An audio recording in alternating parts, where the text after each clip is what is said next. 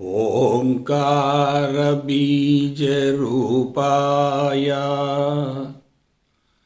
सर्वेशाय जगत्पते प्रथमाय नमस्तुभ्यं सत्यसाई गणाधिपा। ॐ साईश्वराय विद्महे सत्यदेवाय धीमहि तन्नः सर्वा प्रचोदयात्। ॐ शान्ति शान्ति शान्तिः। हरिः ॐ। श्रीगुरुभ्यो नमः। हरिः ॐ। जय गुरुदेव। ఓం శ్రీ సాయిరామ్. అనంత ప్రేమ స్వరూపులారా, అన్ని అనర్థాలకు మూలం అహంకారమే. ఆధ్యాత్మికత అంటే అహంకార నిర్మూలనే. అహంకారం ఉన్నంత వరకు మనిషి తన చుట్టూ తాను పరిధులు నిర్మించుకొని జైలు జీవితాన్ని అనుభవిస్తూ ఉంటాడు. అహంకారం కరిగిపోతేనే మనిషి సంపూర్ణ స్వేచ్ఛను పొందగలుగుతాడు. భూమండలం అంతటిలో అహంకారం ఎక్కువగా ఉన్నటువంటి ఒకే ఒక జాతి మానవ జాతి. ఒక్క మానవ జాతిలోనే అహంకారం ఎక్కువగా ఉండటానికి మూల కారణం తెలివి మేధా సంపత్తి. ఆ తెలివి మేధా సంపత్తికి మూల కారణం మనసు, బుద్ధి. మనిషి మానసిక స్థాయిలో, బుద్ధిమట్టపు స్థాయిలో జీవిస్తూ ఉన్నప్పుడు తెలివి మేధా సంపత్తిని బాగా ఉపయోగించి తనను గురించి తాను తెలుసుకునే ప్రయత్నం చేస్తాడు. సమాజాన్ని గురించి, ప్రపంచాన్ని గురించి, ప్రకృతిని గురించి కూడా తెలుసుకోవాలనేటటువంటి ఉత్సాహం, ఉత్సుకత, ఆరాటం ఎక్కువగా ఉంటాయి. ఈ తెలుసుకునేటటువంటి విధానంలో జ్ఞానం అనేది ఉద్భవించింది. భూమండలం మొత్తంలో జ్ఞానంతో జీవించే ఒకే ఒక జాతి మానవ జాతి. మిగతా జాతులకు జ్ఞానం లేదు కాబట్టి, వాటిలో తెలివి మేధా సంపత్తి తక్కువగా ఉన్నాయి కాబట్టి వాటికి అహంకారం అనేది కనిష్ట స్థాయిలో ఉంది కాబట్టి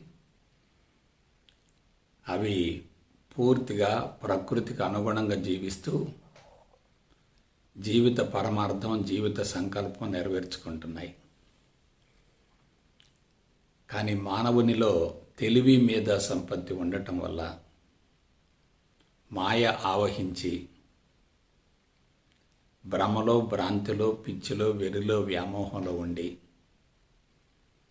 సొంత ప్రపంచాన్ని నిర్మించుకొని, సృష్టించుకొని సొంత వ్యక్తిత్వాన్ని ఏర్పాటు చేసుకొని జైలు జీవితాన్ని గడుపుతూ ప్రకృతికి పూర్తిగా దూరమై అన్ని విధాలా బలహీనపడుతున్నాడు, బలహీనపడ్డాడు. కాబట్టి అహంకారం అనేది అతి ప్రమాదకరమైనటువంటి అవలక్షణం. మానవ జాతిలోనే ఇది గరిష్ట స్థాయిలో ఉంది.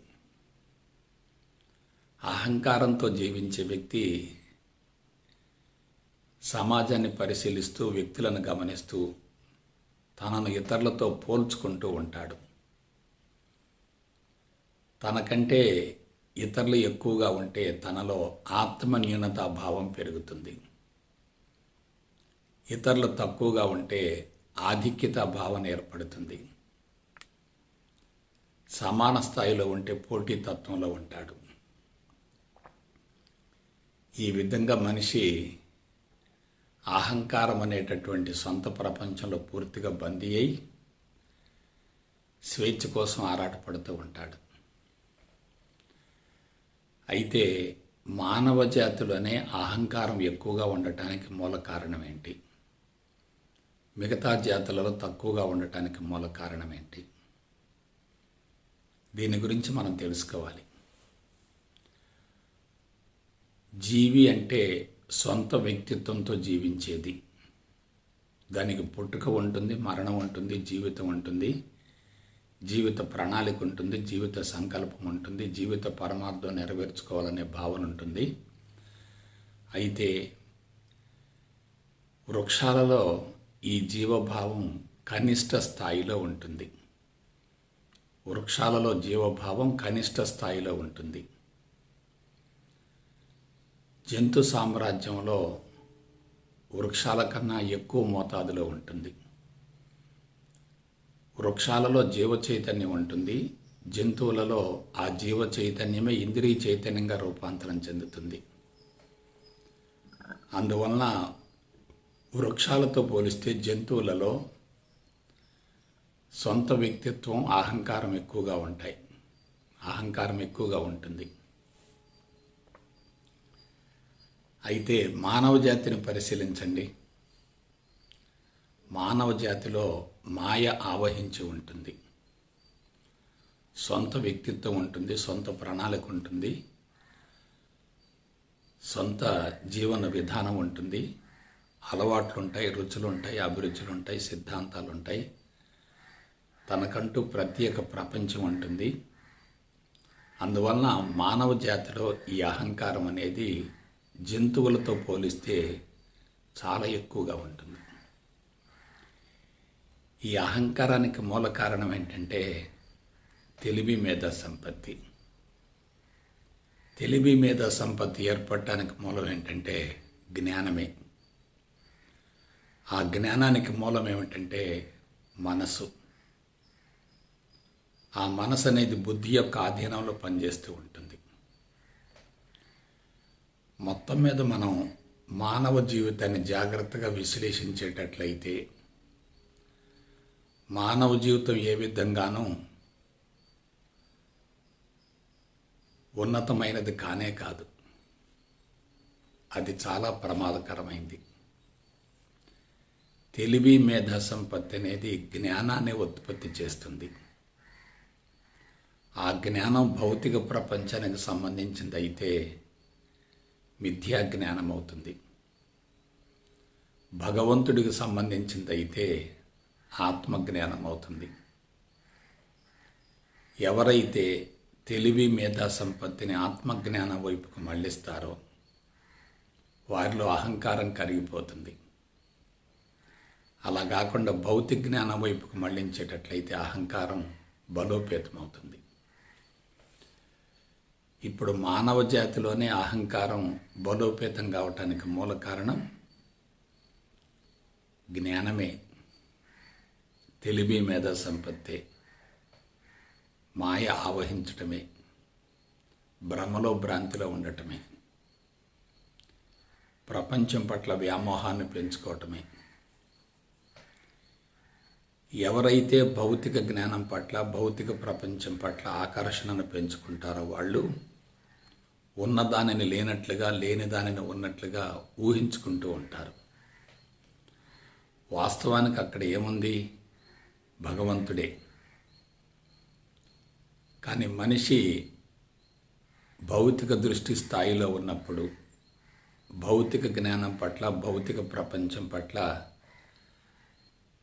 ఆకర్షణను ఏర్పరచుకున్నప్పుడు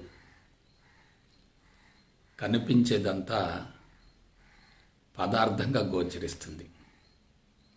పంచభూతాలు, వృక్షాలు, జంతువులు, మానవులు ఈ విధంగా భిన్నత్వం గోచరిస్తూ ఉంటుంది. భిన్నత్వంలో ఉన్నటువంటి వ్యక్తి అసంపూర్తిగా, అసంతృప్తిగా, లేమిడిగా, కొరతగా ఉంటాడు. ప్రపంచం నుండి ఏదో కావాలని ఆరాటపడుతూ ఉంటాడు. ప్రపంచం నుండి ఏదో కావాలి అనే ఆరాటం ఉందంటే లోపల అసంతృప్తి ఉన్నట్లే కదా. అసంతృప్తి ఉందంటే ఆ వ్యక్తి ప్రాపంచిక విషయవాంఛల వైపుకు పరుగులు తీస్తూ ఉంటాడు. ఏదో కావాలి అని పరితపిస్తూ ఉంటాడు.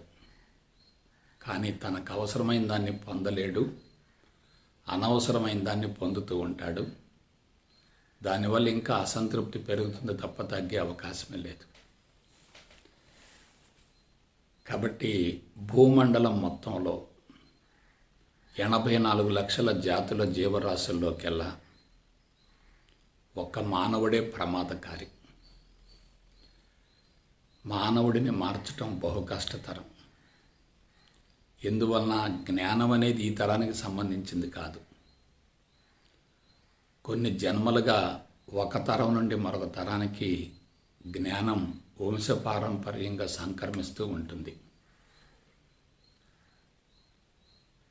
అతనిలో భావాలు, రుచులు, అభిరుచులు, సిద్ధాంతాలు, అలవాట్లు, ఆచార వ్యవహారాలు, ఆహార విహారాలు అన్నీ కూడా బలీయంగా ఉంటాయి.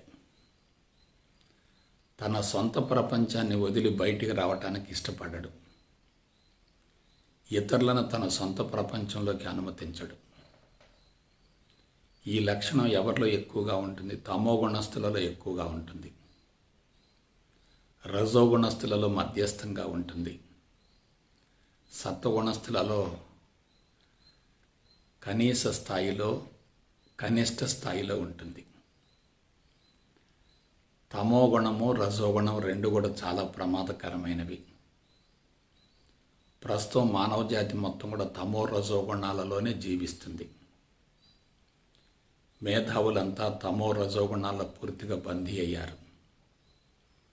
అందుకే అసంతృప్తితోటి, లేమిడితోటి, కొరతతోటి విపరీతంగా బాధపడుతూ ప్రపంచం నుండి ఏదో పొందటం ద్వారా ఆ అసంతృప్తి పోతుందని, కొరత పోతుందని, లేమిడి పోతుందని, లోటు పోతుందని పరుగులు తీస్తున్నారు. ఈ పరుగు పందెంలో శక్తిని కోల్పోయి తమోగుణాన్ని పెంచుకొని అంతే మోతాదులో అహంకారాన్ని కూడా పెంచుకుంటున్నారు. ప్రాణశక్తి పుష్కలంగా ఉంటే సత్వగుణం, ప్రాణశక్తి అస్తవ్యస్తంగా ఉంటే రజోగుణం, ప్రాణశక్తి తక్కువగా ఉంటే తమోగుణం. ఎవరికైతే ప్రాణశక్తి తక్కువగా ఉంటుందో వారిలో తమోగుణం ఎక్కువగా ఉంటుంది, అహంకారం కూడా ఎక్కువగా ఉంటుంది. తెలివి, మేధా సంపత్తి ఉండి చదువుకున్న మేధావులంతా కూడా ప్రాణశక్తిని కోల్పోయి అహంకారాన్ని పెంచుకొని సొంత ప్రపంచంలో బందీ అయి దాని నుంచి బయటపడలేక ముక్తి లేక మోక్షం కోసం ఆరాటపడుతూ ఆధ్యాత్మిక మార్గం వైపుకు పరుగులు తీస్తున్నారు. కాబట్టి జ్ఞానం అనేది శక్తిని హరించి వేస్తుంది, సొంత ప్రపంచాన్ని సృష్టిస్తుంది, అహంకారాన్ని పెంచుతుంది, మనిషిని పూర్తిగా బంధించి వేస్తుంది. నేను, నాది, నాకనేటటువంటి తపన, ఆరాటం ఎక్కువగా ఉంటాయి. జీవితం అన్ని విధాల బలహీనంగా ఉంటుంది. మనసు ఎంత కుంచుకుంటే అంత అహంకారం పెరుగుతుంది. మనసు ఎంత వికసిస్తూ ఉంటే అహంకారం అంత తక్కువగా ఉంటుంది. ప్రస్తుతం మేధావులలో మనసు కుంచుకుంది, గమనించండి. కులం కానీ, మతం కానీ, వర్గం కానీ, ప్రాంతం కానీ, పార్టీ కానీ, సొంత ప్రణాళిక కానీ, పథకాలు కానీ, అలవాట్లు కానీ, రుచులు కానీ, అభిరుచులు కానీ, సిద్ధాంతాలు కానీ, ఆహార విహారాలు కానీ, ఇవన్నీ మనిషిని పరిమిత తత్వానికి గురి చేస్తూ ఉంటాయి. అందువల్ల ఆధ్యాత్మికత అంటే అహంకార నిర్మూలనే. అహంకారం ఉందంటే సొంత వ్యక్తిత్వం ఏర్పడుతుంది. సొంత వ్యక్తిత్వం ఏర్పడిందంటే విశ్వవ్యాప్త భావనకు దూరం అవుతారు. జీవభావం ఎక్కువగా ఉంటే జీవుడు విశ్వం నుండి వేరవుతాడు. అయితే ఈ అహంకారం ఎలా ఏర్పడుతుంది? దీని గురించి శాస్త్రయుక్తంగా తెలుసుకుందాం. అహం ప్లస్ ఆకారము ఈజ్ఈక్వల్ టు అహంకారము. అహం ప్లస్ ఆకారము ఈజ్ఈక్వల్ టు అహంకారము. అహం అంటే ఆత్మ, పరబ్రహ్మం. శుద్ధ చైతన్యం. ఆకారం కంటికి కనిపిస్తుంది, అహం మాత్రం కంటికి కనిపించదు. కంటికి కనిపించినటువంటి శుద్ధ చైతన్యం యొక్క రూపాంతరం వల్లనే ఆకారం ఏర్పడుతుంది. ఆకారం పంచభూతాత్మకంగా ఉంటుంది. అయితే ఆకారం ఏర్పడవలసిన అవసరం ఏమిటి? ఎందుకు ఆకారం ఏర్పడుతుంది? అందుకు మూల కారణం ఏంటి? మానవ జీవితం ఒక విత్తనంతో ప్రారంభమవుతుంది. మానవ జీవితం ఒక కారణ శరీరం అనే విత్తనంతో ప్రారంభమవుతుంది. ఆ విత్తనానికి ఆకారం ఉండదు, కానీ అజెండా ఉంటుంది, రాజ్యాంగం ఉంటుంది, ప్రణాళిక ఉంటుంది, జీవిత రచన ఉంటుంది. అదే జీవిత పుస్తకం అంటే. అది కేవలం ఒక బీజంగా ఉంటుంది. ఈ బీజం ఎలా ఏర్పడుతుంది? తల్లి యొక్క ప్రణాళిక, తండ్రి యొక్క ప్రణాళిక, తల్లి యొక్క సంస్కారాలు, తండ్రి యొక్క సంస్కారాలు రెండూ కలిసిపోవటం వల్ల పరిపూర్ణమైనటువంటి సంయుక్త బీజం అనేటటువంటి కారణ శరీరం ఏర్పడుతుంది. అదే మానవ జీవితానికి మూలం మరియు ఆధారం. సో తల్లి యొక్క జీవిత ప్రణాళిక, తండ్రి యొక్క జీవిత ప్రణాళిక రెండు కలిసిపోయి బిడ్డ యొక్క జీవిత ప్రణాళికగా రూపాంతరం చెందుతాయి. ఈ తల్లిదండ్రులకి జీవిత ప్రణాళికలు ఎక్కడి నుంచి వచ్చాయి? వాళ్ళ తల్లిదండ్రుల నుంచి, వాళ్ళ తల్లిదండ్రుల నుండి, వాళ్ళ తల్లిదండ్రుల నుండి, ఆ విధంగా కొన్ని లక్షల జన్మల పరిణామ క్రమంలో ఈ ప్రణాళికలు ఒక తరం నుండి మరొక తరానికి అందించబడుతూ వస్తున్నాయి. ప్రతి వ్యక్తి జీవితం ఒక విత్తనంతో మొదలవుతుంది. ఆ విత్తనమే కారణ శరీరం. కారణ శరీరంలో కేవలం ప్రణాళికలు, పథకాలు, జీవిత రచన, జీవిత రాజ్యాంగం, జీవిత పుస్తకం మాత్రమే ఉంటాయి.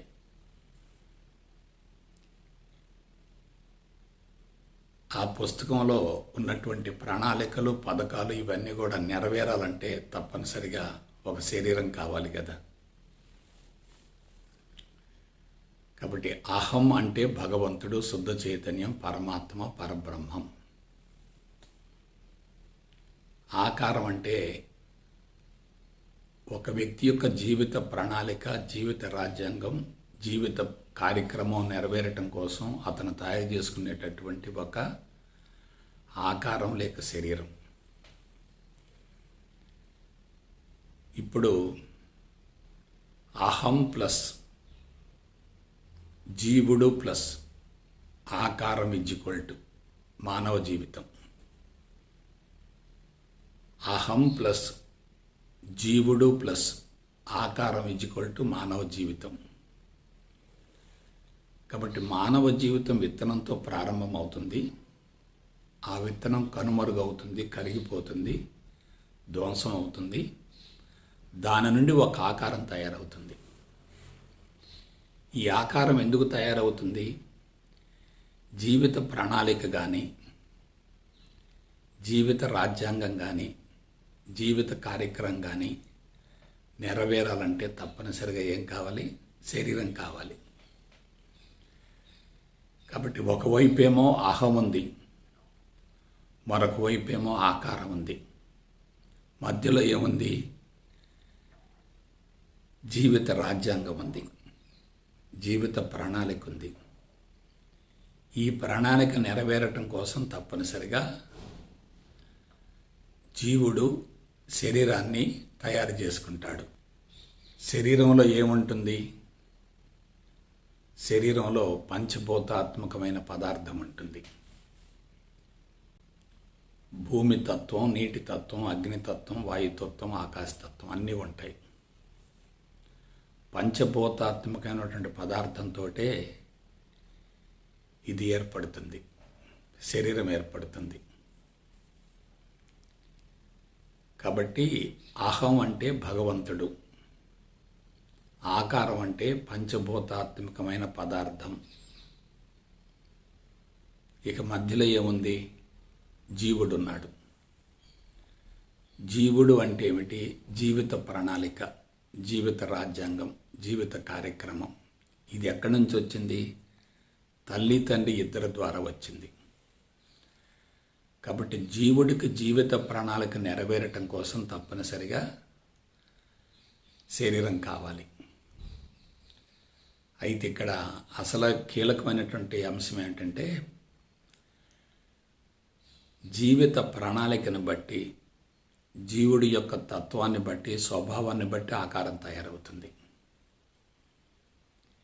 ఎటువంటి శరీరం ద్వారానైతే తన జీవిత ప్రణాళిక నెరవేరుతుందో అటువంటి శరీరాన్ని జీవుడు తయారు చేసుకుంటాడు. అంటే జీవితానికి జీవుడు అధిపతి. జీవుడి ద్వారానే జీవితం కొనసాగుతుంది. ఆ జీవితం కొనసాగటం కోసం జీవుడు భౌతిక శరీరాన్ని సృష్టించుకుంటాడు. ఈ భౌతిక శరీరం పంచభూతాత్మకంగా ఉంటుంది. ఎటువంటి శరీరం ద్వారానైతే తన జీవిత ప్రణాళిక నెరవేరుతుందో, జీవిత కార్యక్రమం నెరవేరుతుందో అటువంటి శరీరాన్ని జీవుడు తయారు చేసుకుంటాడు. ఇక్కడ కీలకమైన విషయం ఏంటంటే, ఏ ఇద్దరి శరీరాలు ఒకే రకంగా ఉండవు. ఏ ఇద్దరి ప్రణాళికలు ఒకే రకంగా ఉండవు. ఏ ఇద్దరి రుచులు అభిరుచులు ఒకే రకంగా ఉండవు. రుచులు, అభిరుచులు, సిద్ధాంతాలు, ప్రణాళికలు, పథకాలు వేరువేరుగా ఉంటాయి. కాబట్టి ఏమవుతుంది? తయారయ్యేటటువంటి శరీరాలు కూడా వేరువేరుగా ఉంటాయి. కాబట్టి జీవుడే జీవిత ప్రణాళికను నెరవేర్చుకోవడం కోసం శరీరాన్ని తయారు చేసుకుంటాడు. ఇప్పుడు అహం ప్లస్ జీవుడు ప్లస్ ఆకారం = మానవ జీవితం. ఈ మానవ జీవితం అనేది పుట్టుకతో మొదలవుతుంది, మరణంతో అంతమవుతుంది. పుట్టుకకు ముందు జీవుడు ఉంటాడు. జీవితాంతం జీవుడు కొనసాగుతాడు. మరణం తర్వాత కూడా జీవుడు కొనసాగుతాడు. పుట్టుకకు ముందు జీవుడు ఉంటాడు, జీవితాంతం జీవుడు ఉంటాడు, మరణం తర్వాత కూడా జీవుడు ఉంటాడు. అంటే మరణం కేవలం భౌతిక శరీరానికే ఉంటుంది తప్ప జీవుడికి మరణం ఉండదు. ఇప్పుడు జీవుడికి అనుగుణంగా జీవితం కొనసాగేటట్లయితే ఆ జీవుడు తెలివి, మేధా సంపత్తితో జీవితాన్ని కొనసాగిస్తాడు. కాబట్టి అతడు తప్పనిసరిగా మాయలో ఉంటాడు, భ్రమలో ఉంటాడు, భ్రాంతిలో ఉంటాడు, పిచ్చిలో ఉంటాడు, వెరిలో ఉంటాడు, వ్యామోహంలో ఉంటాడు, సొంత ప్రపంచంతో ఉంటాడు, సొంత ప్రణాళికతో ఉంటాడు, సొంత ఎజెండాతో ఉంటాడు, సొంత కార్యక్రమంతో ఉంటాడు, సొంతగా జీవితాన్ని కొనసాగిస్తూ ఉంటాడు. అందువల్ల భూమండలం మొత్తంలో 84 లక్షల జాతుల జీవరాశిలోకెల్లా ఒక్క మానవుడిలో మాత్రం అహంకారం ఎక్కువగా ఉంటుంది. ఎందువలన? జీవభావం వలన. ఆ జీవభావాన్ని బట్టే జీవితం కొనసాగుతుంది. ఈ జీవభావం పెరుగుతూ ఉందనుకోండి, మనిషికి ప్రణాళిక కూడా పెరుగుతుంది, పథకాలు కూడా పెరుగుతాయి, ఎజెండా కూడా పెరుగుతుంది, పుస్తకం కూడా పెరుగుతుంది, పేజీలు పెరుగుతాయి. జీవభావం తగ్గేటట్లయితే పేజీలు కూడా తగ్గిపోతాయి, ప్రణాళికలు, పథకాలు కూడా తగ్గుతాయి. ఎవరైతే భౌతిక జ్ఞానం పట్ల ఆకర్షింపబడతారో వాళ్ళు తప్పనిసరిగా ప్రణాళికలను, పథకాలను పెంచుకుంటారు.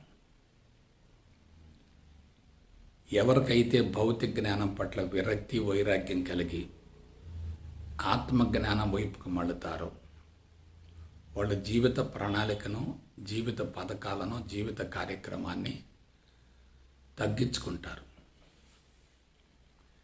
కాబట్టి జీవిత కార్యక్రమం తగ్గిందనుకోండి,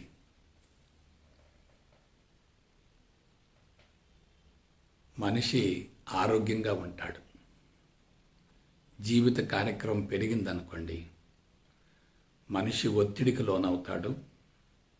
శరీరం తప్పనిసరిగా రుగ్మతలకు లోనయ్యే అవకాశం ఉంటుంది. జీవితకాలం కుదించబడుతుంది. కాబట్టి ఎక్కువ కాలం జీవించాలి లేదా ఎంతకాలం జీవించాలి అనేది జీవుడి చేతిలో ఉంటుంది. అయితే ఆ జీవుడు ఏం చేయాలి? అహం వైపుకు మళ్ళాలి. జీవుడు అహం వైపుకు మళ్ళేటట్లయితే మాయ తొలగిపోతుంది. అలా కాకుండా భౌతిక ప్రపంచం వైపుకు మళ్ళేటట్లయితే మాయ బలోపేతం అవుతుంది. మాయ బలోపేతం అయ్యేటట్లయితే మనోభారం పెరుగుతుంది. మాయ కరిగిపోయేటట్లయితే మనస్సు తేలికవుతుంది. మనస్సు తేలికైతే శరీరం ఆరోగ్యంగా ఉంటుంది. మనోభారం పెరిగిందంటే శరీరం కూడా తప్పనిసరిగా బలహీనపడుతుంది. కాబట్టి జీవిత రహస్యం ఎక్కడుందో ఒకసారి ఆలోచించండి. జీవితానికి జీవుడే అధిపతి. ఆ జీవుడికి భగవంతుడు అధిపతి. జీవుడు భౌతిక ప్రపంచం వైపుకు మళ్ళితే బంధాలు పెరుగుతాయి, అహంకారం పెరుగుతుంది. అదే జీవుడు అహం వైపుకు మళ్ళితే, భగవంతుడి వైపుకు మళ్ళితే అహంకారం కరిగిపోతుంది. అది ఎలా? ఒకసారి సమీక్షించుకుందాం, విశ్లేషించుకుందాం. తెలివి మేధా సంపత్తి ఎవరికైతే ఎక్కువగా ఉంటుందో వాళ్ళు భౌతిక పరమైన విస్తరణ మీద తమ దృష్టిని కేంద్రీకరిస్తారు. సొంత ప్రణాళిక ఉంటుంది, సొంత ఎజెండా ఉంటుంది. సమాజం మీద పట్టు సాధించాలి అనుకుంటారు. కీర్తికాంక్ష ఉంటుంది, గుర్తింపుకాంక్ష ఉంటుంది, అధికారకాంక్ష ఉంటుంది, ధనకాంక్ష ఉంటుంది. ప్రపంచం నుండి నాకేమిటి అనే భావన ఎక్కువగా ఉంటుంది. అందుకు మూల కారణం ఏంటి? శారీరక మట్టం, ఇంద్రియ మట్టం, మానసిక మట్టం, బుద్ధి మట్టం. ఎవరికైతే శారీరక మమకారం ఎక్కువగా ఉంటుందో వాళ్ళు శరీర అవసరాలను తీర్చుకోవటం కోసమే పరితపిస్తూ ఉంటారు. శరీరాన్ని సుఖపెట్టాలనే భావన ఎక్కువగా ఉంటుంది. రిస్క్ పడకుండా, చెమట పోయకుండా, బట్ట నలగకుండా జీవితాన్ని గడపాలనేటటువంటి భావంతో భద్రత ముసుగులో బంధించబడి అనూహ్యంగా సంపదను సమకూర్చుకొని భౌతికవాదపు మత్తులో ఉండి తమోగుణాన్ని విపరీతంగా పెంచుకొని దానితో పాటుగా అహంకారం కూడా విపరీతంగా పెరుగుతూ ఉంటుంది. భౌతిక సంపద పెరుగుతుందంటే అహంకారం పెరుగుతున్నట్లే కదా. ఎవరికైనా భౌతిక సంపద యొక్క అవసరం ఎందుకు వస్తుంది? సుఖపడటం కోసం వస్తుంది. చుట్టూ భౌతిక పరమైనటువంటి సంపద ఉంటేనే మనశ్శాంతి ఉంటుంది. శరీరాన్ని సుఖపెట్టాలి కాబట్టి ఆ సుఖపెట్టడం కోసం అవసరమైనటువంటి వస్తు సంపదను సమకూర్చుకుంటూ ఉంటారు. అవసరానికి మించి ఆస్తులను సమకూర్చుకుంటూ ఉంటారు. భావితరాల భద్రత కోసం తరతరాలకు సరిపడా సంపదను సమకూర్చుకుంటూ ఉంటారు. వీళ్ళంతా ఎవరు? తెలివి మేధా సంపత్తి ఉన్నటువంటి అతి ప్రమాదకరమైనటువంటి వ్యక్తులు. వీళ్ళనే మేధావులు అంటారు. వీళ్ళల్లో ఉన్న ఒకే ఒక లోపం ఏమిటంటే తెలివి మేధా సంపత్తి అధికంగా ఉండటం. తెలివి మేధా సంపత్తి పరిమితంగా ఉండటం సమంజసమే కానీ అధికంగా ఉండకూడదు. కాబట్టి శారీరక మట్టంలో ఉన్నటువంటి వ్యక్తులలో అహంకారం ఎక్కువగా ఉంటుంది. ఇక ఇంద్రియ మట్టానికి వద్దాం. విలాసము, వినోదము, శృంగారము, భోగలాలస జీవితం, ఖరీదైన జీవితం, జీవితాన్ని అనుభవించాలనుకోవటం, ఇంద్రియాలను సంతృప్తిపరచాలని ఆరాటపడటం.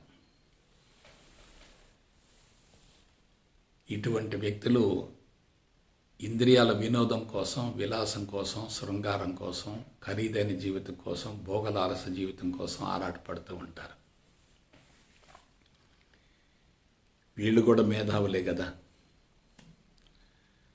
కొంతమంది సుఖానికి సౌకర్యానికి అలవాటు పడతారు, కొంతమంది జ్ఞానేంద్రియాలను సంతృప్తిపరచడం కోసం పరితపిస్తూ ఉంటారు.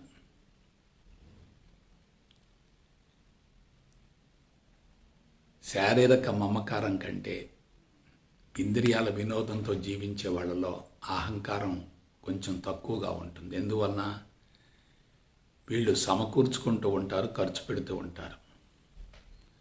జీవితాన్ని అనుభవించాలనేటటువంటి ఆరాటం ఎక్కువగా ఉంటుంది.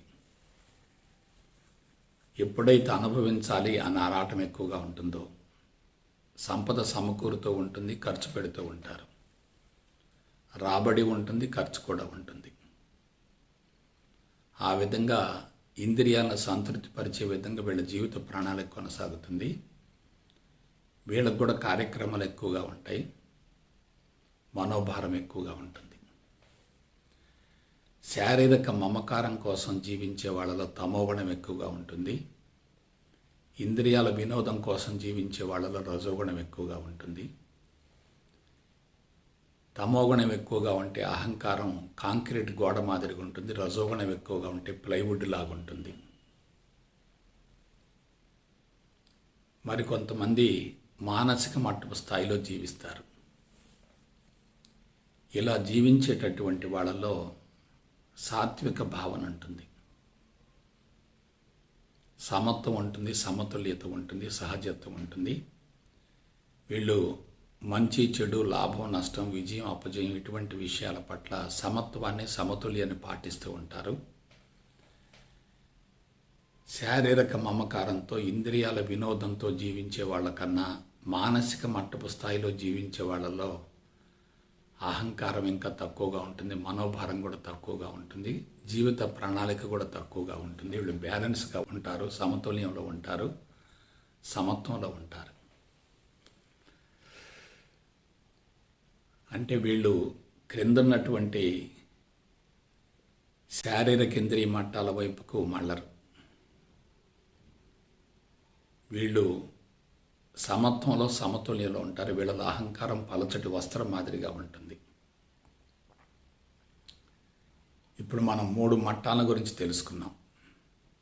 అయితే ఈ 3 మట్టాలు కూడా భౌతిక ప్రపంచానికి సంబంధించినవి. తమోగుణమైన, రజోగుణమైన, సత్వగుణమైన 3 గుణాలు కూడా భౌతిక ప్రపంచానికి సంబంధించినవే. వీళ్ళు భౌతిక ప్రపంచంతో విడరాని బంధం ఏర్పరచుకుంటారు.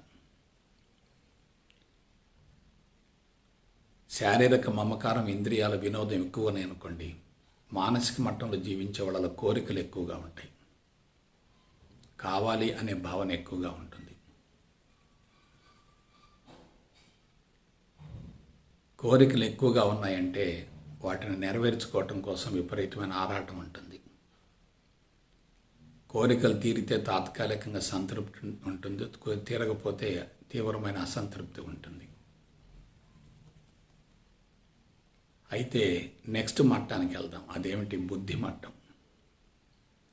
బుద్ధి మట్టంలో జీవించే వాళ్ళంతా కూడా అతి ప్రమాదకరమైనటువంటి వ్యక్తులు. వీళ్ళలో తెలివి మీద సంపద ఎక్కువగా ఉంటుంది. ఇవాళ ప్రపంచాన్ని శాసించే మేధావులంతా కూడా బుద్ధి మట్టంలో జీవించే వాళ్ళే. ఉన్నత స్థాయి వర్గాల వాళ్ళంతా ఈ కోవకు చెందిన వాళ్ళే. రాజకీయ నాయకులు, శాస్త్రవేత్తలు, విద్యావేత్తలు, మేధావులు వీళ్ళందరూ కూడా బుద్ధి మట్టంలో జీవించేవాళ్ళే.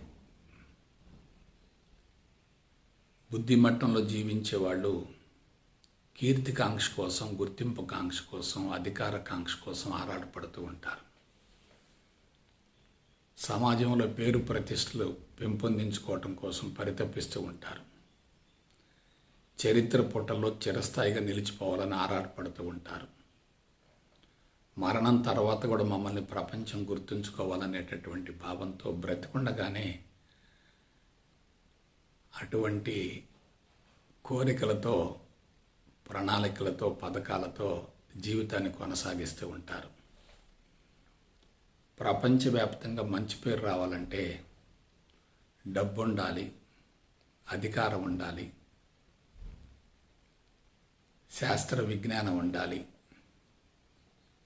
పరిశ్రమలు స్థాపించాలి, వ్యాపారాత్మకత ఉండాలి, కళాత్మకత ఉండాలి.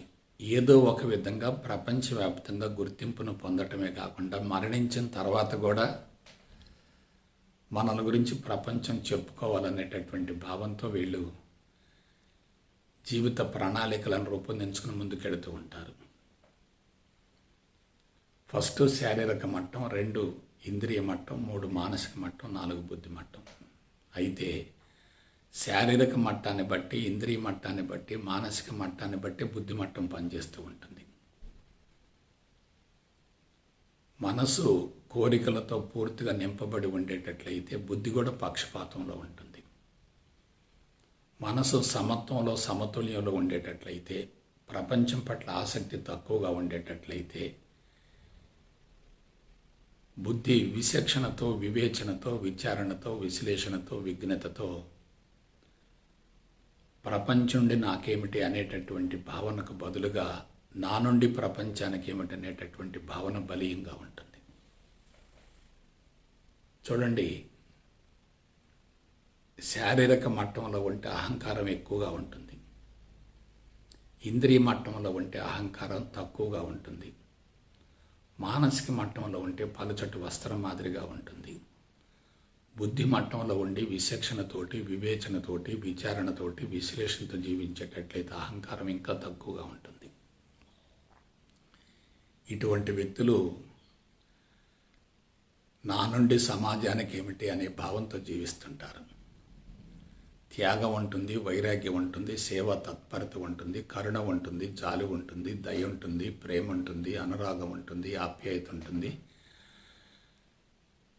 తన జీవితాన్ని సమాజం కోసం, ప్రపంచం కోసం, ప్రకృతి కోసం 100% అంకితం చేస్తారు. వీళ్ళకి అహంకారం ఎందుకు ఉంటుంది? కాబట్టి అది హృదయ మట్టం అంటే.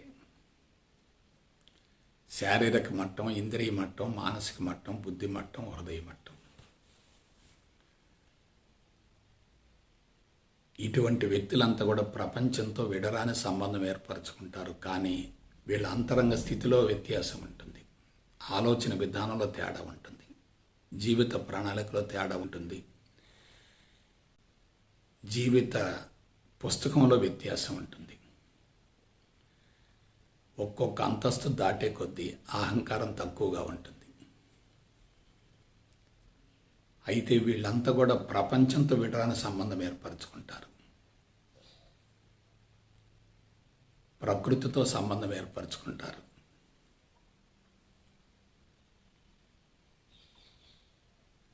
అంతర్జాతీయ స్థాయికి ఎదిగే ప్రయత్నం చేస్తారు.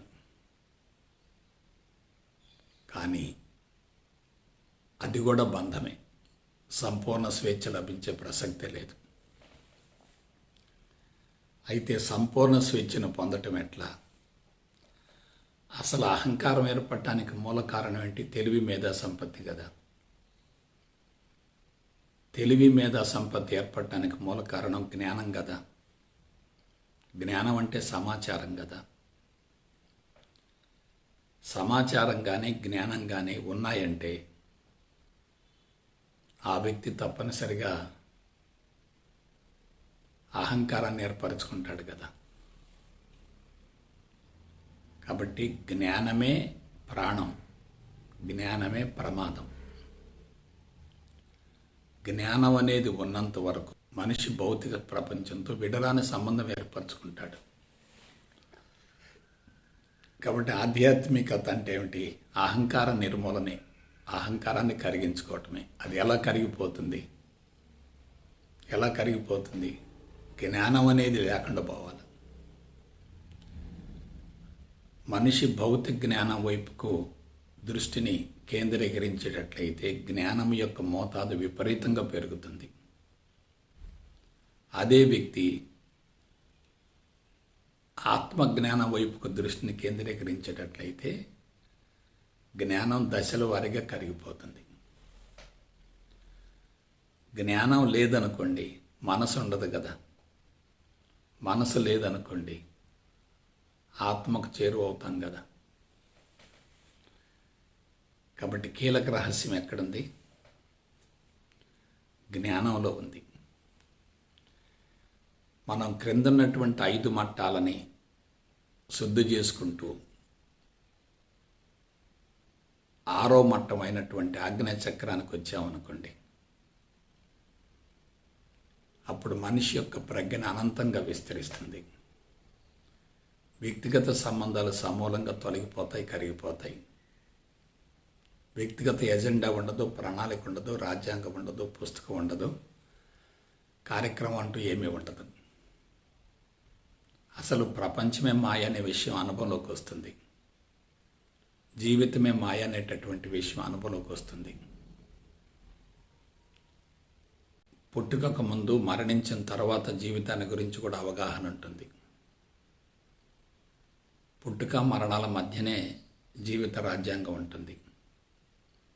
కానీ వాస్తవానికి పుట్టుకకు ముందు, మరణం తర్వాత కూడా జీవితం కొనసాగుతుంది అనుకోండి. ఆ రాజ్యాంగం ఉండదు కదా, ప్రణాళిక ఉండదు కదా, పథకాలు ఉండవు కదా, ఎజెండా ఉండదు కదా, పుస్తకం ఉండదు కదా. పుస్తకం అంటే ఏంటి? జ్ఞానం కదా. కాబట్టి కీలక రహస్యం ఎక్కడుంది? జ్ఞానమే మాయ అని తెలుసుకోవటమే అహంకార నిర్మూలన. ఈ విషయాన్ని ఆధ్యాత్మిక చరిత్రలో ఇంతవరకు ఎవరూ ప్రస్తావించలేదు. జ్ఞానాన్ని తెలుసుకోమంటున్నారు, జ్ఞానం కోసం పరితపించమంటున్నారు, జ్ఞానాన్ని సమకూర్చుకోమంటున్నారు, జ్ఞానాన్ని పోగు చేసుకోమంటున్నారు, జ్ఞానం కోసం గురువుల చుట్టూ తిరగమంటున్నారు, కానీ పుస్తకాలు చదవమంటున్నారు, కానీ ఒళ్ళు వేయమంటున్నారు, కానీ బట్టి పట్టమంటున్నారు, కానీ సేకరించుకోమంటున్నారు, కానీ జ్ఞానమే మాయని ఎవరు చెప్పటం లేదు కదా. భౌతిక జ్ఞానము మాయే, బ్రహ్మ జ్ఞానం కూడా మాయే. ఎందుకంటే జ్ఞానం అనేది ఏ స్థాయిలో ఉంటుంది? అహంకారపు స్థాయిలో ఉంటుంది. అహంకారం ఉన్నంత వరకు జ్ఞానం ఉంటుంది, జ్ఞానం ఉన్నంత వరకు అహంకారం ఉంటుంది. అసలు జ్ఞానమే మాయ అనుకుంటే అహంకారం ఎందుకుంటుంది? ఈ రహస్యం తెలుసుకున్న వ్యక్తి సంపూర్ణ స్వేచ్ఛను పొందగలుగుతాడు. దీనిని గురించి తెలియనటువంటి వ్యక్తి బంధాలలో ఉంటాడు. బంధాలలో ఉన్నంత వరకు బాధలు తప్పవు. బంధాల నుంచి బయటపడితేనే సంపూర్ణ స్వేచ్ఛ లభిస్తుంది. సంపూర్ణ స్వేచ్ఛతో జీవించేటటువంటి వ్యక్తికి భౌతిక ప్రపంచం అంతా మాయగా గోచరిస్తుంది. భౌతిక ప్రపంచం మాయ అనేటటువంటి భావన కలిగింది అనుకుంటే దాని పట్ల ఆసక్తిని కనపరచం కదా, విరక్తి కలుగుతుంది కదా. అయితే భౌతిక ప్రపంచం కూడా భగవంతుల్లో ఒక భాగమే కదా. భగవంతుడికి సంబంధించింది బ్రహ్మజ్ఞానం అనుకుంటే, భౌతిక ప్రపంచానికి సంబంధించింది భౌతిక జ్ఞానం అనుకుంటే, భౌతిక ప్రపంచమే భగవంతుడు అనుకుంటే, భౌతిక ప్రపంచానికి సంబంధించినటువంటి జ్ఞానం కూడా భగవంతుడే కదా. మనం భౌతిక జ్ఞానాన్ని వ్యతిరేకిస్తూ ఆత్మజ్ఞానం వైపుకు పరుగులు పెట్టకూడదు. భౌతిక జ్ఞానం మాయ అనుకోవాలి, ఆత్మజ్ఞానం కూడా మాయ అనుకోవాలి. అది ఎలా సాధ్యమవుతుంది? భౌతిక ప్రపంచం భగవంతుని నుండి ఆవిర్భవిస్తున్నప్పుడు, తిరిగి మరలా భగవంతునిలోనికి ఐక్యం చెందుతున్నప్పుడు, మనిషి భౌతిక ప్రపంచాన్ని కూడా భగవంతుడిగా భావించగలిగితే, భౌతిక ప్రపంచానికి సంబంధించినటువంటి భౌతిక జ్ఞానం కూడా భగవంతుని అవుతుంది కదా. మనం వ్యతిరేకించటం కాదు, భగవంతునిగా భావించగలగాలి. భగవంతునిగా భావించామనుకోండి, చేసేది ఏమీ లేదు. వ్యతిరేకిస్తున్నాం అనుకోండి, ఏదో ఒకటి చెయ్యాలి. ఒకదాన్ని వ్యతిరేకిస్తూ మరొకదాన్ని కోరుకోవటం అంటే అక్కడ రాగద్వేషాలు ఉన్నట్లే కదా, మనసు పనిచేస్తున్నట్లే కదా. మనసు పని చేస్తుందంటే తప్పనిసరిగా అహంకారం ఉంటుంది కదా. కాబట్టి ఆజ్ఞా చక్రం ఎవరికైతే చైతన్యవంతం అవుతుందో దాన్నే జ్ఞాననేత్రం అంటారు, బ్రహ్మనేత్రం అంటారు, శివుడి యొక్క మూడో కన్ను అంటారు. వాళ్ళు ప్రపంచం నుండి పూర్తిగా విడుదలవుతారు. ప్రపంచాన్ని మానసికంగా వదిలేసే స్థాయికి ఎదుగుతారు. అదే సంపూర్ణ స్వేచ్ఛను పొందటం అంటే అదే ఆధ్యాత్మికతలో ఉన్నటువంటి కీలకమైనటువంటి అంశం.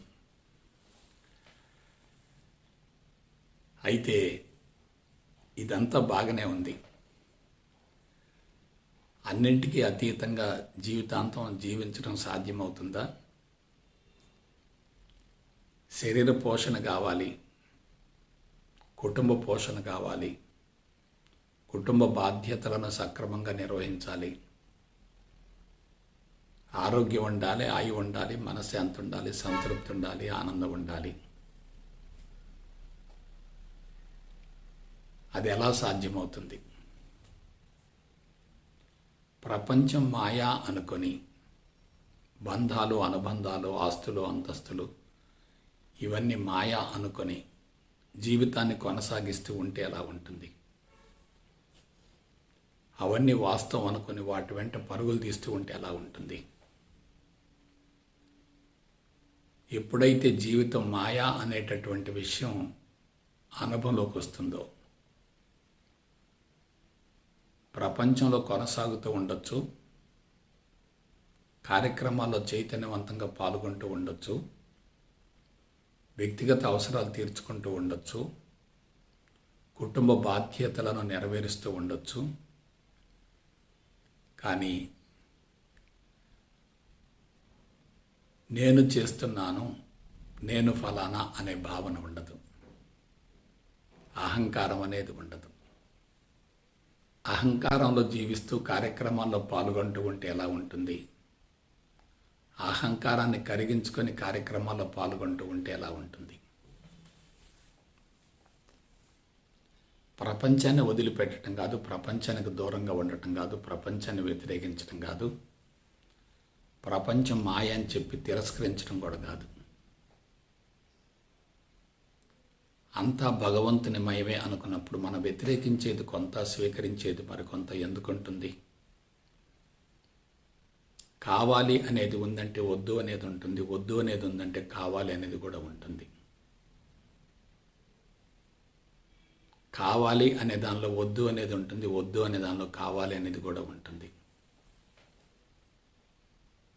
అంతా ఒకటే అయినప్పుడు, అంతా భగవంతుని నుండి ఆవిర్భవించి మరలా తిరిగి భగవంతుల్లోనికి లైక్యం చెందుతున్నప్పుడు, అంతా ఒకటే అయినప్పుడు, అంతా ఏకత్వమే అయినప్పుడు ఇక అక్కడ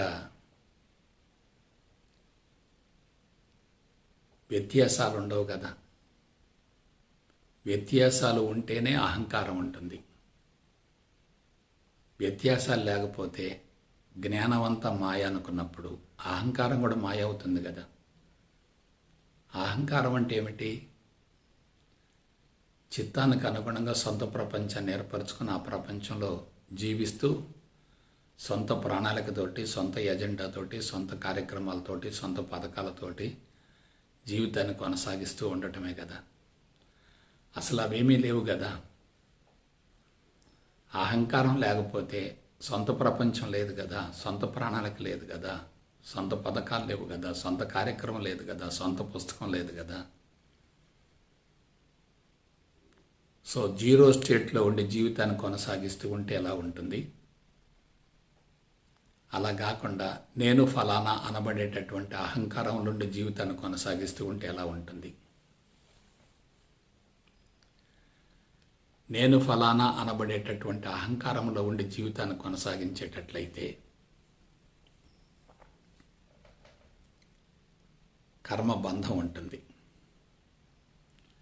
నేను ఏమీ కాను అనే భావంతో జీవితాన్ని కొనసాగించేటట్లయితే కర్మయోగం జరుగుతుంది. యోగంలో ఉండి కర్మ చేస్తే ఎలా ఉంటుంది? పరిమిత తత్వంలో ఉండి కర్మలు చేస్తే ఎలా ఉంటుంది? కాబట్టి ఇది ఆధ్యాత్మికతలో ఉన్నటువంటి కీలకమైన అంశం. అహం నుండి ఏర్పడిందే శరీరం. అహం నుండి ఏర్పడినవే పంచభూతాలు. అహం అనేది అన్నింటికీ మూలం. ఆ అహం యొక్క రూపాంతరం వల్లనే ప్రాణశక్తి వచ్చింది. ప్రాణశక్తి యొక్క రూపాంతరం వల్లనే సంకల్పాలు వచ్చాయి. ఆ సంకల్పాలు నెరవేరటం కోసం ఆకారాలు కావాలి, శరీరాలు కావాలి, వస్తువులు కావాలి. సంకల్పాలు నెరవేరినాయి అనుకోండి, వస్తువుల యొక్క అవసరం ఉండదు కదా. ఇప్పుడు మనం జాగ్రత్తగా విశ్లేషించుకునేటట్లయితే అహంకారం కరిగిపోయే విధంగా జ్ఞానం కూడా మాయా అనేటటువంటి భావంతో భౌతిక ప్రపంచాన్ని సమూలంగా వదిలివేసి దానిని భగవంతుడిగా భావించి ఏకత్వాన్ని గుర్తించగలిగితే శరీరం యొక్క అవసరం ఉండదు కదా. శరీరం ఎందుకు వచ్చింది? జీవిత ప్రణాళికను నెరవేర్చుకోవటం కోసం శరీరం వచ్చింది. ఎవరు తయారు చేశారు? జీవుడు తయారు చేసుకున్నాడు. కానీ ఇప్పుడు జీవుడు కరిగిపోయాడు.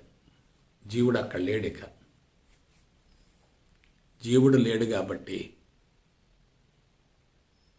జీవుడు ఏర్పరిచినటువంటి, జీవుడు తయారు చేసుకున్నటువంటి శరీరం కూడా అవసరం లేదు కదా. శరీరం అవసరం లేదు కాబట్టి మనం ఏం చేయాలి? మరణించాలా?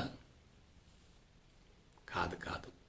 జీవుడు లేని దేహం ద్వారా జీవితాన్ని కొనసాగించాలి. జీవుడు లేని దేహం ద్వారా జీవితాన్ని కొనసాగించాలి. జీవుడు లేని దేహం ద్వారా జీవితాన్ని కొనసాగించేటప్పుడు అతడే దేవుడు అవుతాడు. ఇక దేవుడికి సొంత ప్రణాళిక ఉండదు, సొంత రాజ్యాంగం ఉండదు, సొంత పుస్తకం ఉండదు, సొంత పథకాలు ఉండవు, సొంత కార్యక్రమం ఉండదు. అసలు ఉండదు. మరి ఎవరి కార్యక్రమం ఉంటుంది?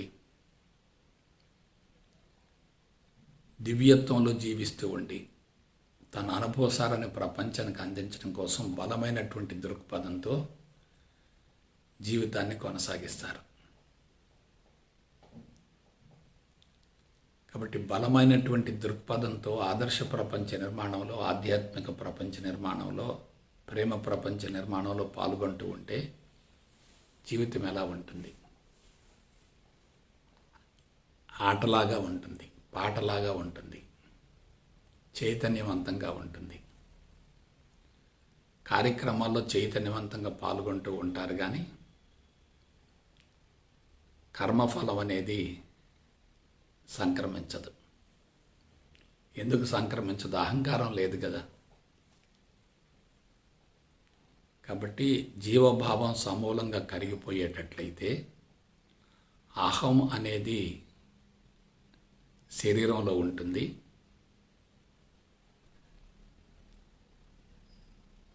జీవిత కార్యక్రమం అనేది ఏది ఉండదు. శరీరం అంతా భగవంతుని మయమవుతుంది. శరీరం అంతా దేవుడి నిలయం అవుతుంది. దివ్య భావం ఉంటుంది, దివ్యత్వం ఉంటుంది, జీవభావం కరిగిపోతుంది. లోక కళ్యాణం కోసమే కార్యక్రమాలు ఉంటాయి తప్ప వ్యక్తిగత అవసరాల కోసం కార్యక్రమాలు అంటూ ఏమీ ఉండవు. ఇక్కడ కీలకమైనటువంటి అంశం ఏంటంటే జీవభావాన్ని సమూలంగా కరిగించుకోవటమే ముక్తి లేక మోక్షం అవుతుంది, సంపూర్ణ స్వేచ్ఛను పొందటం అవుతుంది. అదే మానవ జీవిత పరమార్థం అవుతుంది. ముక్తి లేక మోక్షం అనేది మరణించిన తర్వాత లభించేది కాదు. బ్రతికుండగానే ముక్తి లేక మోక్షాన్ని పొందాలి. శరీరం చనిపోవటం కాదు, శరీరంలో ఉన్నటువంటి జీవుడు కరిగిపోవాలి, జీవుడు మరణించాలి. జీవుడు మరణించేటట్టయితే జీవుడు లేని దేహం ఉంటుంది. ఆ దేహం ద్వారానే కార్యక్రమాలు కొనసాగుతాయి. కాబట్టి మనిషి అనంతంగా విస్తరించటం ద్వారా అహంకారాన్ని సమూలంగా నిర్మూలించుకొని జీవభావాన్ని పూర్తిగా తొలగించుకొని కరిగించుకొని దివ్యత్వాన్ని అనుభవిస్తూ లోక కళ్యాణం కోసం జీవితాన్ని కొనసాగిస్తూ బలమైన దృక్పథంతో ముందుకు సాగుతూ అంతిమంగా దేహాన్ని స్వచ్ఛంగా స్వచ్ఛందంగా అనాయాసంగా సునాయాసంగా వదిలేసి విశ్వంలో కలిసిపోవటం జరుగుతుంది. కాబట్టి విశ్వంలో కలిసిపోతే ఇక శరీరం యొక్క అవసరం ఉండదు. కాబట్టి ఈ శరీరం మన కళ్ళ ముందే విచ్ఛిన్నమై విచ్ఛేదనమై పంచభూతాల్లో కలిసిపోతుంది. పంచభూతాల ద్వారా ఏర్పడ్డటువంటి శరీరాన్ని మరలా తిరిగి పంచభూతాలకే సమర్పించాలి. ఈ జీవితంలో 3 అంతస్తులు ఉంటాయి. 1 సృష్టి, 2 స్థితి, 3 లయ. కారణ శరీరం మాతృగర్భంలో పెరిగేంత వరకు పట్టేటటువంటి కాల వ్యవధి సృష్టి అవుతుంది. శ్వాసతో జీవితం ప్రారంభమై శ్వాస ముగిసేంత వరకు కొనసాగేటటువంటి కాలం అంతా కూడా స్థితి అవుతుంది. ఆ తర్వాత మరణం తర్వాత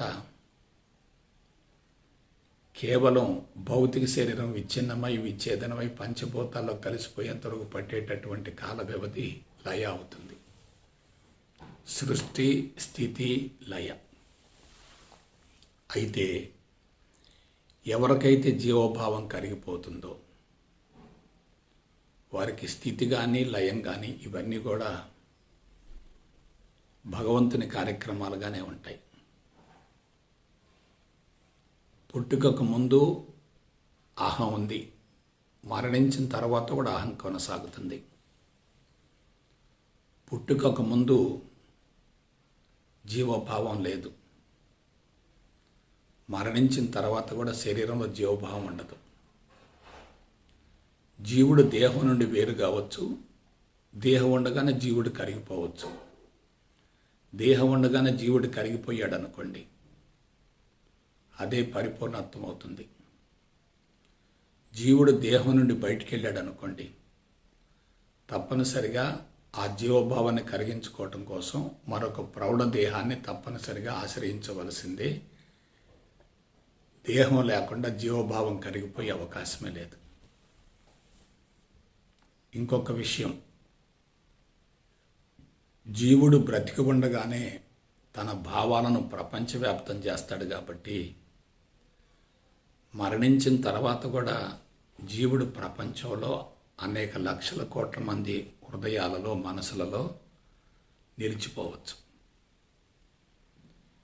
ఎవరైతే శారీరక ఇంద్రియ మానసిక బుద్ధి మట్టాల పరిధుల్లో జీవిస్తారో వాళ్ళు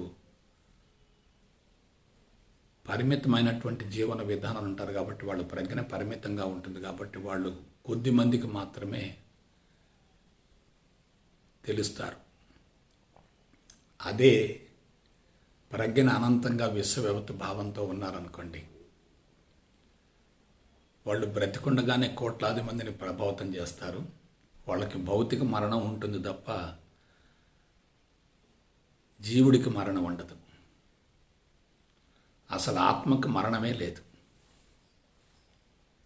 ఆత్మకు మరణం అంటూ ఉండదు. ఆత్మ వచ్చేది కాదు, పోయేది కాదు, ఎప్పుడు ఉంటుంది అలాగే. ఆత్మ నుండే సృష్టి స్థితి లయలు కొనసాగుతాయి, తిరిగి మరలా ఆత్మలోనికి లయం చెందుతాయి. మనం సృష్టి స్థితి లయలకు అతీతంగా ఆలోచించగలిగితే జీవుడిని లోపరుచుకోవచ్చు. భగవంతుడి స్థితిలో జీవిస్తూ జీవుడిని మన ఆధీనంలో తీసుకోవచ్చు. సామాన్య మానవులకి జీవుడికి అధిపతి జీవితం అవుతుంది, లేదా జీవితానికి అధిపతి జీవుడు అవుతాడు. కానీ సంపూర్ణ స్వేచ్ఛలో జీవించే వాళ్ళకి జీవుడికి అధిపతి భగవంతుడు అవుతాడు.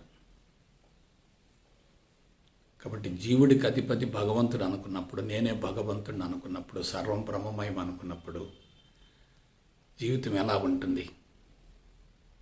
అదే పరిమితంగా జీవిస్తూ ఉంటే జీవితం ఎలా ఉంటుంది?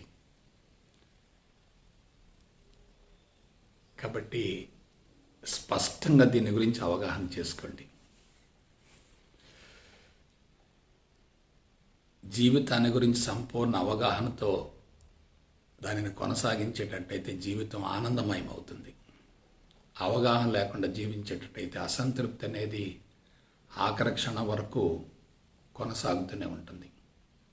అసంతృప్తితో జీవించడం అంత ప్రమాదం మరొకటి ఉండదు. ప్రస్తుతం భూమండలంలో అసంతృప్తితో జీవించే వాళ్ళంతా తమను తాము హింసించుకుంటూ ప్రపంచాన్ని కూడా హింసిస్తున్నారు.